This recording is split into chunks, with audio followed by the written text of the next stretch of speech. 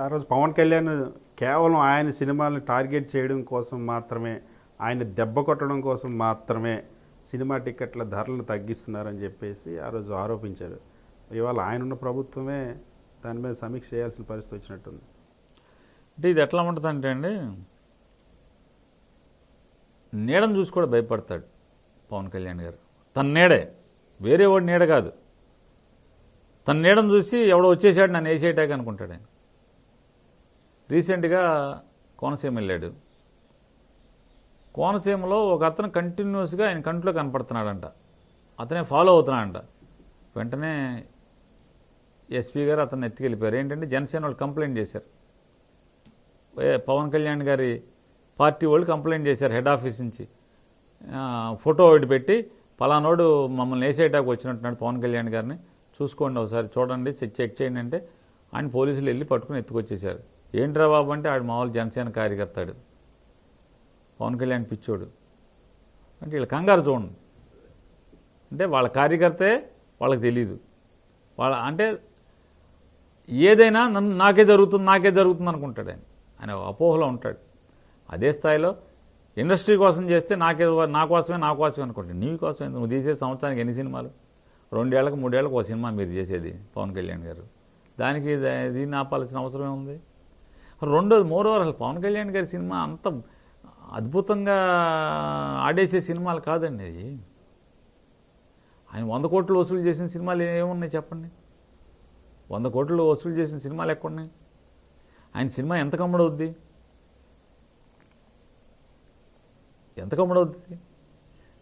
ఆ సినిమాకి లాభం ఎక్కడ వస్తుంది అంటే, సినిమా ఖర్చు పెట్టకుండా ఊరికే పవన్ కళ్యాణ్ గారికి రెమ్యునరేషన్ ఇచ్చేస్తారు. సినిమాకి ఏం జీరో అంటే చాలా మినిమం ఖర్చు చేస్తారు, సెట్టింగ్లు కాటికి తీసేస్తారు, సినిమా అయిపోద్ది. కాబట్టి అంటే తక్కువ ఖర్చులో షూటింగ్ అవుద్ది, హీరో రెమ్యునరేషను డైరెక్టర్ రెమ్యునరేషన్తో సినిమా అయిపోతుంది, అమ్ముతారు కాబట్టి లాభాలు వస్తున్నాయి. అదే సినిమా మామూలుగా వేరే ఎవరన్నా మంచి కాస్ట్లీ సినిమా తీస్తే అవుట్, అది ఇక మిగలదు. అంటే దాని గురించి ఆయన కంగారు పడాల్సిన పని ఉంది. ఆయన ఓకే సంవత్సరం 4 సినిమాలు చూస్తే కంగారు పడాలి, తీసేది 2 ఏళ్ళకు 3 ఏళ్ళకు ఒక సినిమా. ఆయన దానికి సంబంధం ఏముంటుంది? సరే, ఇవాళ పవన్ కళ్యాణ్ క్యాబినెట్లో మంత్రిగా ఉన్నా సరే సినిమా ఇండస్ట్రీ సమస్యలు ఏవి ఇక్కడ పరిష్కారం కావడం లేదు. అసలు సినిమా ఇండస్ట్రీకి సంబంధించిన సమస్యలపైన చర్చ కూడా జరగట్లేదు. ఎందుకంటారు? సినిమా ఇండస్ట్రీలో ఉన్నటువంటి వ్యక్తులందరికీ వారికి మత్తు విడిపోయిందండి. ఈ జగన్మోహన్ రెడ్డి గారు మన ఏదో చేసేస్తున్నాడు, వీళ్ళు వస్తే మనకి ఆకాశానికి ఎత్తుతారని చెప్పి అనుకున్నారు. చూస్తే జగన్మోహన్ రెడ్డి గారు దొరికినటువంటి మర్యాద దొరికింది జగన్ గారి దగ్గర. వీళ్ళకి ఇక్కడ మర్యాద కూడా దొరికే పరిస్థితి లేకుండా ఉండటం వల్ల వీళ్ళ వల్ల అవదు, మన బతుకు మనం బతకాల్సిందే అని చెప్పిన ఆలోచనకు వచ్చారు. కాబట్టి వీళ్ళకి దూరంగా ఉంటున్నారు సినిమా వాళ్ళందరూ. చూడండి, ఎవరు సినిమా కోసం ఎవరు వస్తున్నారు చెప్పండి. ఇంకొకటి ఘోరం ఏంటంటే అండి, జగన్మోహన్ రెడ్డి గారు ఇచ్చిన జీవో మీదే సినిమాలు వీళ్ళు రేట్లు పెంచి తగ్గిస్తారు. అదే జీవోలు ఇవాళకి అమలు చేస్తారు. ఒకవేళ జగన్మోహన్ రెడ్డి గారి జీవోలన్నీ సినిమాలకు సంబంధించిన అన్ని దుర్మార్గమైన జీవోలు అయితే అవన్నీ రద్దు చేసి కొత్త జీవోలు తేవాలి కదా. ఈ రోజుకి సినిమా ఇండస్ట్రీ జగన్మోహన్ రెడ్డి గారు ఏర్పాటు చేసిన జీవోల ప్రకారమే, రూల్స్ ప్రకారమే సినిమా పరిశ్రమ నడుస్తుంది. మరి ఇంకా జగన్మోహన్ రెడ్డి గారు ఎట్లా చెడ్డోళ్ళు, మీరు ఎట్లా గొప్పోళ్ళు? మోర్ ఓవర్ సినిమా పరిశ్రమకి ఈ రాష్ట్రం నుంచి ఇసుమంత కూడా ప్రోత్సాహం లేదు. పిలిచి మాట్లాడేవాళ్ళు లేడు, మీకు ఇది చేస్తామని అడిగినోళ్ళు లేడు. నిర్ణయం ఎవరు తీసుకుంటారో, ఎవరి దగ్గరికి వెళ్ళాలో కూడా అర్థం కాని పరిస్థితి, అపాయింట్మెంట్లు దొరకని పరిస్థితి సినిమా వాళ్ళకి.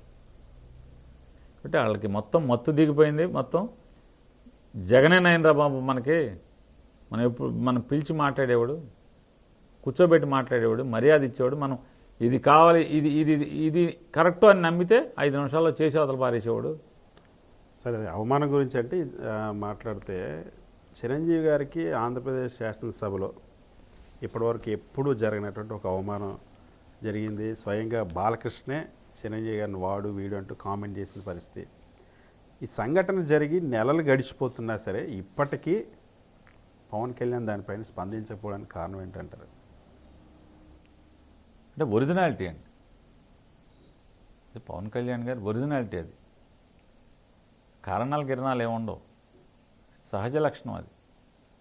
కాబట్టి ఎవరన్నా అపోహపడితే వాళ్ళ తప్పు, కానీ ఆయనదేం తప్పు కాదు.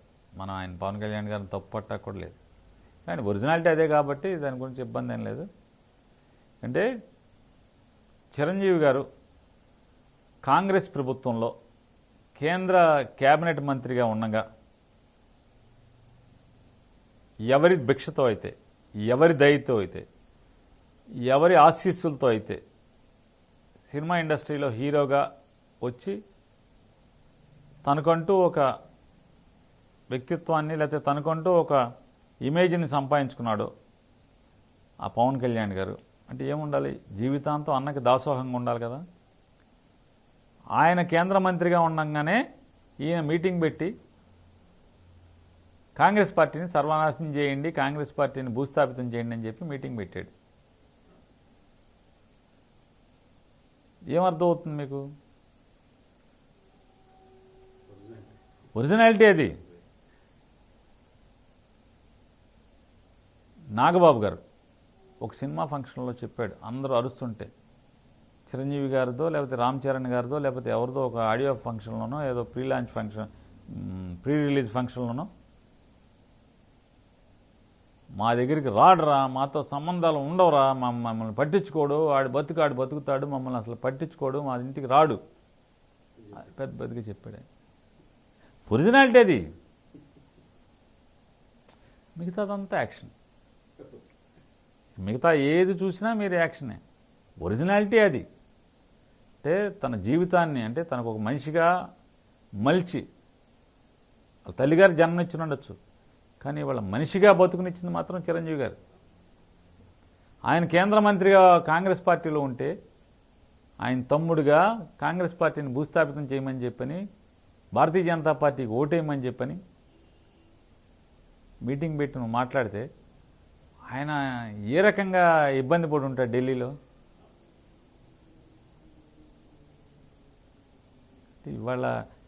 ఇవాళ అసెంబ్లీలో బాలకృష్ణ తిడితే పవన్ కళ్యాణ్ స్పందించలేదు అంటున్నారు. ఒరిజినాలిటీ ఆ రోజే కనపడింది. ఇవాళేం మనం దాని గురించి ఆలోచించాల్సిన పని లేదు. పవన్ కళ్యాణ్ తర్వాత మాట్లాడుతాం దేవుడు ఎరుగు. బాలకృష్ణ తిడతంటే సాక్షాత్తు జనసేన మంత్రులు ఇద్దరున్నారు, ఎమ్మెల్యేలు ఉన్నారు. 100% స్ట్రైక్ రేట్. 22కి 22, 21కి 21 అంటున్నారు కదా. ఆ 21-20లో మొత్తం 20 మంది అక్కడే ఉన్నారు.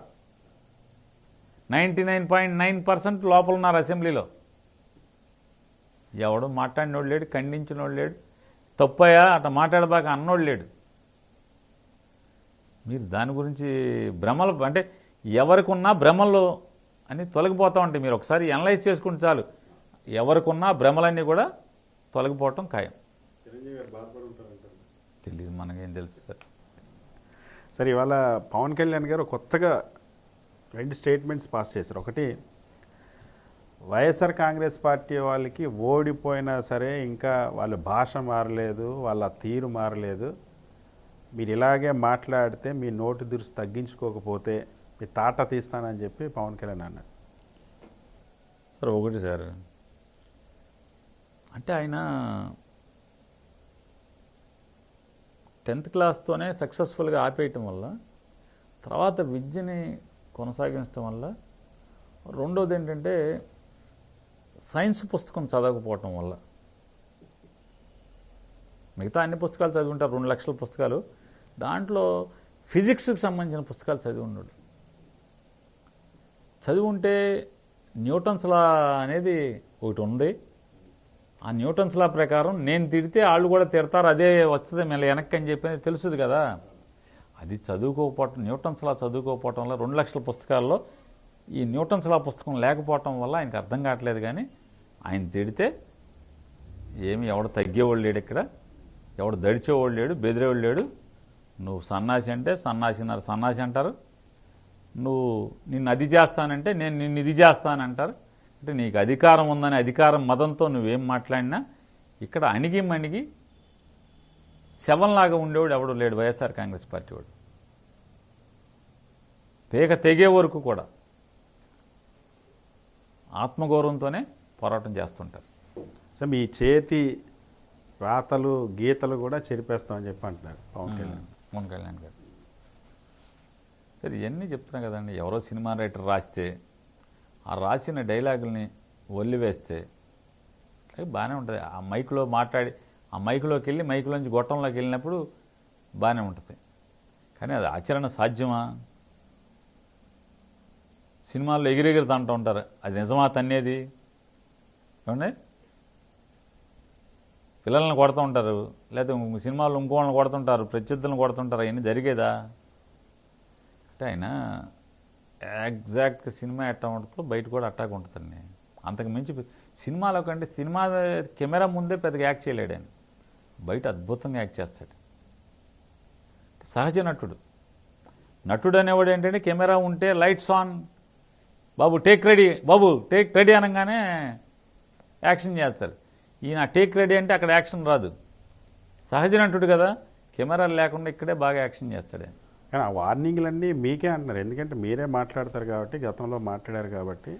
జనసేన పార్టీ వాళ్ళు ప్రెస్ మీట్లు పెట్టి కూడా ఈ మధ్య కూడా మీ సంగతి తెలుస్తామని చెప్పి అంటారు.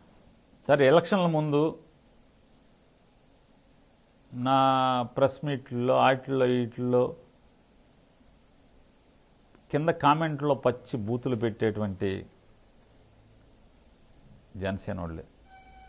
ఇవాళ నేను ఎక్కడ కనపడినా, అది బజార్లో కనపడినా, రోడ్డు మీద కనపడినా, పెళ్లిలో కనపడినా, చావు దగ్గర కనపడినా, ఎక్కడ కనపడినా, ఒక గృహప్రవేశానికి వెళ్ళినా, ఎక్కడికి వెళ్ళినా కూడా వస్తున్నారు, షేక్ హ్యాండ్ ఇస్తున్నారు.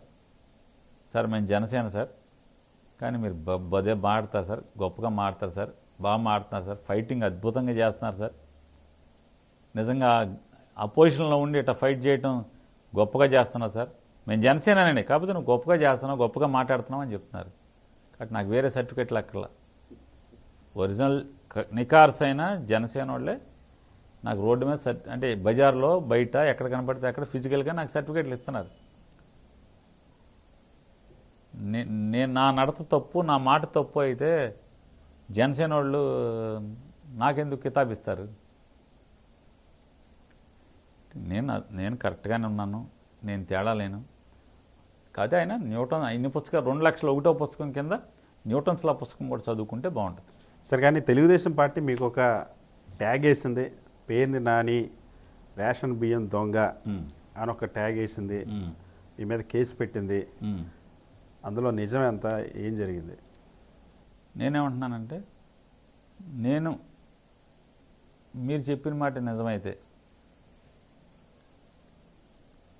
ఆ కేసులో నన్ను ఇంతవరకు ఎందుకు చేయలేకపోయారు? నన్ను జైల్లో ఎందుకు వేయించలేకపోయారు? మీరు చెప్పేదే నిజమైతే, మీరు వాగుతున్నదే నిజమైతే నన్ను జైల్లో వేయగలిగారా? అరెస్ట్ చేయగలిగారా నన్ను? ఆ కేసులో ఇంతవరకు నన్ను ఏమన్నా చేయగలిగారా మీరు? ఎందుకు చేయలేపారా అని అడుగుతున్నాను. మీరు చెప్పేదా కనుక నిజమైతే, నేను రేషన్ దొంగనే అయితే మీ చేతకాంతనమా? అధికారం ఉంది కదా, డబ్బాలు పలుకుతున్నారు కదా, ఏం చేస్తున్నారు అడుగుతున్నాను. నేను నిజాయితీ పరుని కాబట్టి నేను దొంగను కాదు కాబట్టి మీరేమి చేయలేకపోతున్నారు. మీరేమి చేయలేకపోవడంలోనే అదే దాని అర్థం. మీ అంతరాత్మకు కూడా తెలుసు, మీ అంతరాత్మకు తెలుసు నేనేంటో. కానీ నేను నా దాడిని లేకపోతే నా ఎదురు దాడిని తట్టుకోలేక మీరు మాట్లాడేది ఏంటంటే ఇది మాట్లాడుతున్నారు. నేను అట్లా నాలో ఏమన్నా ఆ నేరం ఉంటే, వాళ్ళలో తప్పు ఉంటే నేను కుంచుకుపోయాను, ముడుచుకుపోయాను. నేను నికార్సుగా ఉన్నాను, నేను నిజాయితీగా ఉన్నాను, నాకే పాపం తెలియదు కాబట్టే మీరు నన్ను ఏమి చేయలేకపోతున్నారు.